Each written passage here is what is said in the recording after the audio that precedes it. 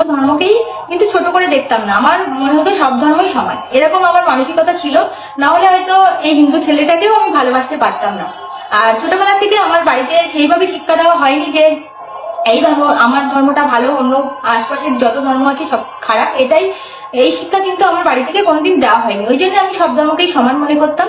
তারপরে প্রেম করার পর থেকেই তো আসলেই বুঝতে পারলাম যে দুটো ধর্ম আলাদা, বা মানে দুই ধর্মের বিয়ে করলে বা প্রেম করলে তাতে অনেক সমস্যা আসে, সেটা তো আমি পরে বুঝতে পারলাম। তার আগে পড়াশোনার জগতে যতদিন ছিলাম ততদিন কিন্তু আমি বুঝতেই পারিনি যে দুটো ধর্মের মধ্যে পার্থক্য কি।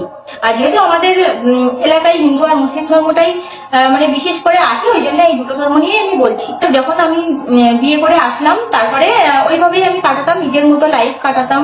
ও বাজার করে দিয়ে যেত, আমি রান্না বান্না করতাম, তখন তো রান্না বান্না কিছুই পারতাম না, প্রেসার কুকারের মধ্যে ডাল, আলু, ডিম এইসব সেদ্ধ করে খেতাম। তারপরে মাসিমার যে রুমটায় আমি থাকতাম, ওই রুমটা তো খুবই খারাপ অবস্থা ছিল। মানে এখন আমি যখন ভাবি তখন আমি অবাক হয়ে যাই যে ওরকম রুমে আমি একা কিভাবে থাকতাম।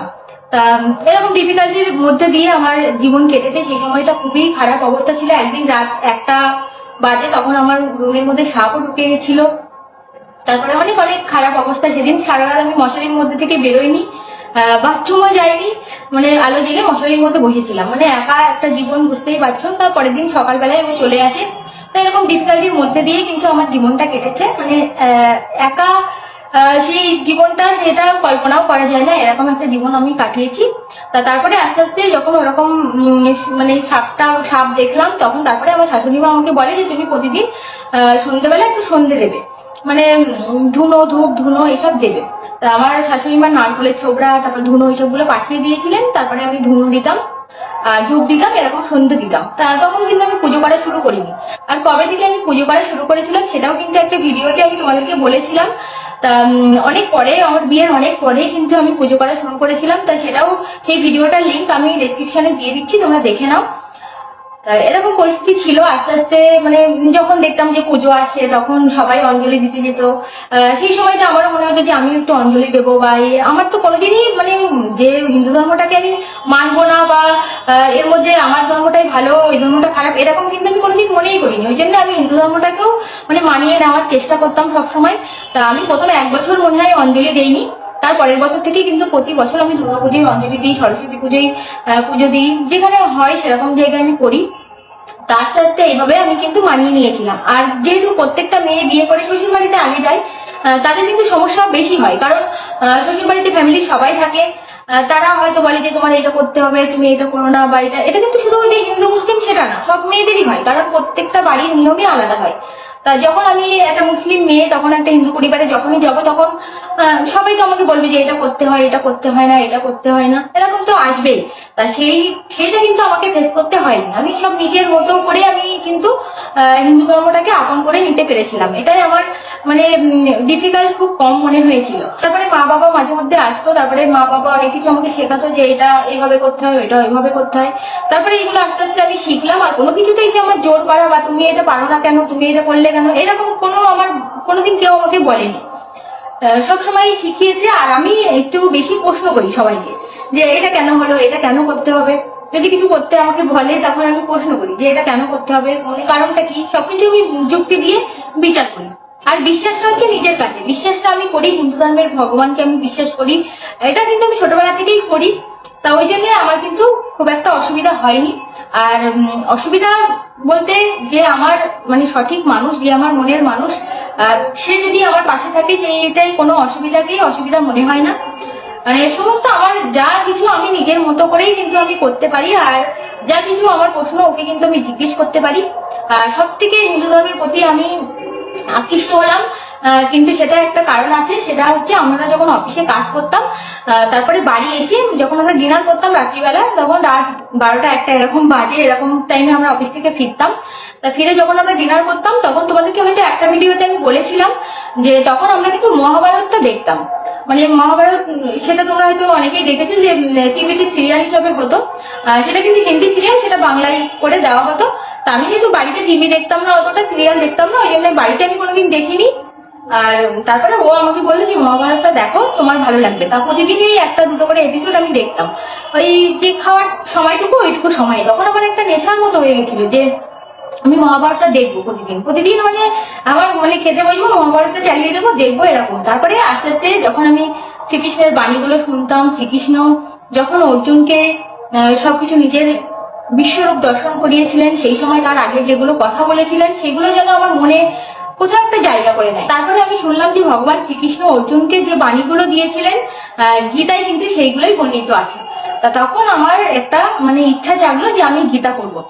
আর তো তার আগে কিন্তু যে গীতা বা কোনো কিছু এসব সম্পর্কে আমার অতটা মানে আমি জানতামও না, আমার হাজব্যান্ডও অতটাও জানতো না। ও হিন্দু ধর্মে বিশ্বাস করতো কিন্তু অতটা যে কট্টর সেরকম টাইপের নয় যে আমাকে সব কিছুই আগে আগে বলবে যে তুমি এটা করো, তোমার গীতা পড়তে হবে বা তোমার পুজো করতে হবে, এরকম কোনো কিছু আমার হাজব্যান্ড আমাকে বলতো না। ও যদি অতটা কট্টর হতো তাহলে হয়তো আমাকে ভালোবাসতো না, একটা মুসলিম মেয়েকে ভালোবাসতো না। আর ওর সব বন্ধুরাই কিন্তু সব মুসলিম, অনেক মুসলিম ওর বন্ধু আছে, তাদেরকে ও কাজে যোগাযোগ করে দিয়েছে, এখনো ইভেন তারা কাজও করছে, এরকমও আছে অনেক বন্ধু বান্ধব।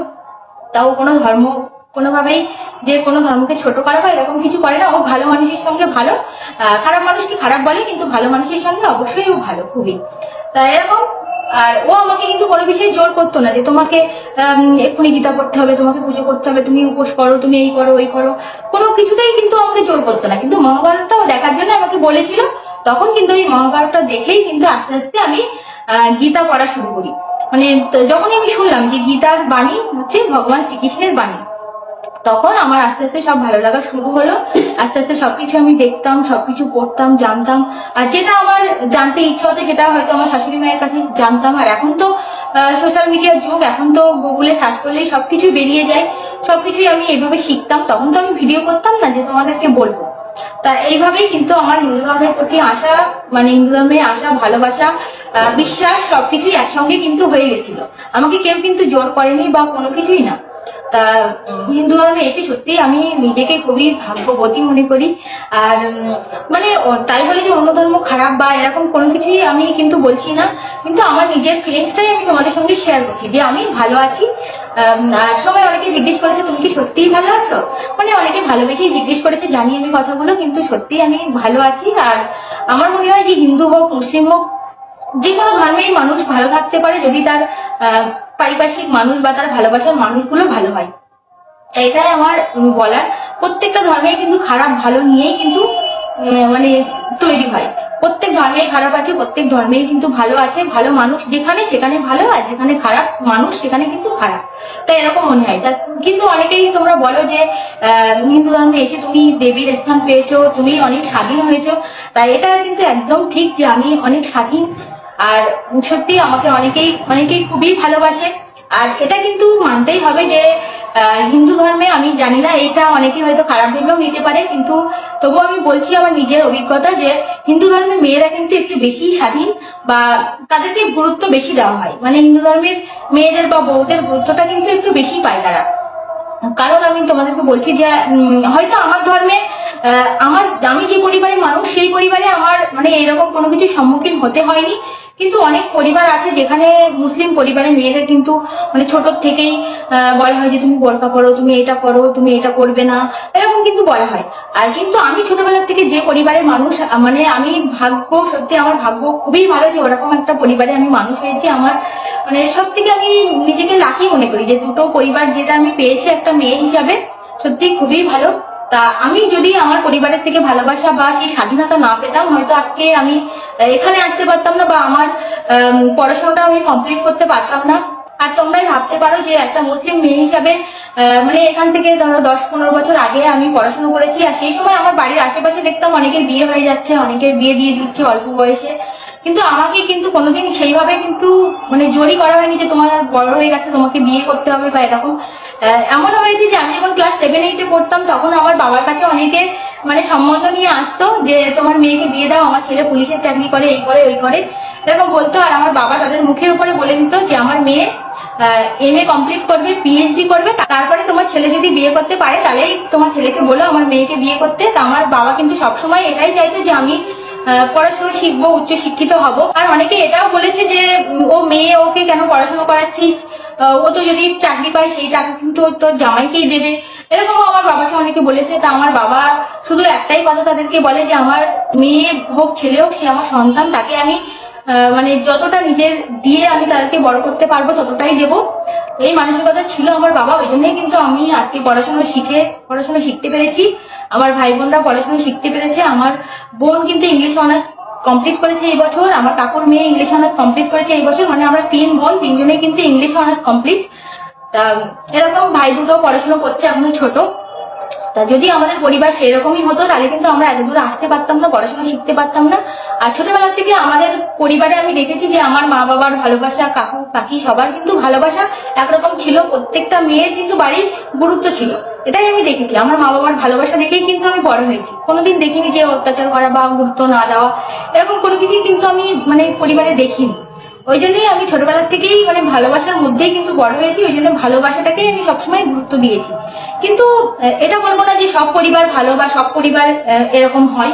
আশেপাশে অনেক পরিবার আমি দেখেছি যাদের মানে মেয়েদেরকে খুবই অবহেলা করা হতো, সেটা কিন্তু খুবই খারাপ। সেটা আমার বাবাও কিন্তু আলোচনা করতো মাঝে মধ্যে যে এরকম করা কিন্তু খারাপ হচ্ছে। অনেকেই আমরা দেখতাম যে ছোটবেলায় যে তাদের মানে স্বামীরা এত মারতো যে তারা আমাদের বাড়িতে ব্যথা যন্ত্রণার ওষুধ নিতে আসতো।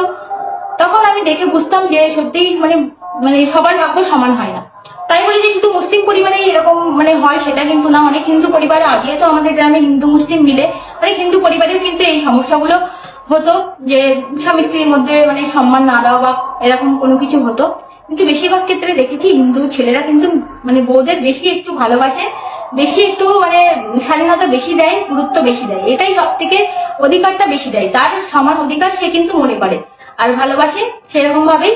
তাই এটা কিন্তু একটু বেশি, মানে যতই বলো না কেন সেটা একটু বেশি। তাই এটাই আমার মনে হয়। তা আমি সত্যি খুবই ভাগ্যবতী যে এরকম দুটো পরিবার পেয়েছি, যার জন্য আমার জীবনটা এখনো পর্যন্ত মোটামুটি ভালো আছে। আর আশা করি ভবিষ্যতেও আমার ভালো থাকবে, কারণ যার পাশে সঠিক মানুষ আছে সেই সঠিক মানুষের সঙ্গেই কিন্তু সঠিক জীবনটা কিন্তু নির্ধারণ করা যায়। মানে সবকিছু কিন্তু টাকা পয়সা এইসব দিয়ে বিচার করা যায় না। অনেকে আমাকে বলে তুমি অনেক বড় লোকের ছেলে, তুমি বিয়ে করতে পারতে, এরকম পারতে, এরকম পারতে, এই সমস্ত বলে। এই সমস্ত কথার কোনো মানে হয় বলে আমি বুঝি না। যে মূর্খ মানুষরাই হয়তো এই ধরনের কথা বলে যে টাকা পয়সা দেখে তুমি বিয়ে করো, টাকা পয়সা দেখে প্রেম করো, এটা আমার কাছে একদমই মূল্যহীন মনে হয়। তাই এরকম আমার জীবনটা এভাবেই কাটছে। আর আমার মানে হিন্দু ধর্মে এসে আমার কিন্তু খুব একটা অসুবিধা হয়নি, যেহেতু আমি নিজের মতো করে সবকিছু মানিয়ে নিতে পেরেছি। আর আমার ভালোবাসার মানুষটা আমার সাথে ছিল, আর সবারই ভালোবাসাই পেয়েছি বিশেষ করে ওই জন্যই। আর যেগুলো আমি খারাপ মানুষের মানে মানে ভালোবাসাই বেশি পেয়েছি, ওই জন্য যেগুলো খারাপ কমেন্ট বা খারাপ কোনো কিছু যেগুলো পেয়েছি সেগুলো আমার মানে ভুলে যেতে বা ইগনোর করতে একদমই টাইম লাগেনি। এটাই আমার জীবনের গল্প। তা তোমাদের আমার ভিডিওটা কেমন লাগলো অবশ্যই জানাবে। আর এই ভিডিওতে যদি আমি কিছু ভুল বলে থাকি তাহলে অবশ্যই কমেন্ট করে আমাকে জানাবে, আমি অবশ্যই শুধরে নেওয়ার চেষ্টা করব। তা আমি যতটা পেরেছি, যতটা আমার সাধ্য সেরকম ভাবেই বলেছি। তা তোমরা কেউ কিছু খারাপ ভাবে নিও না, আর যদি কিছু ভুল বলে থাকি তার জন্য আমি অনেক অনেক সরি। আমি ভালো আছি আর সবাই, আর আমি প্রার্থনা করি যে পৃথিবীর সব মেয়েই ভালো থাকুক, ভালোভাবে বাঁচুক, সে যে ধর্মের হোক না কেন সবাই খুব ভালো থাকুক, এটাই আমি প্রার্থনা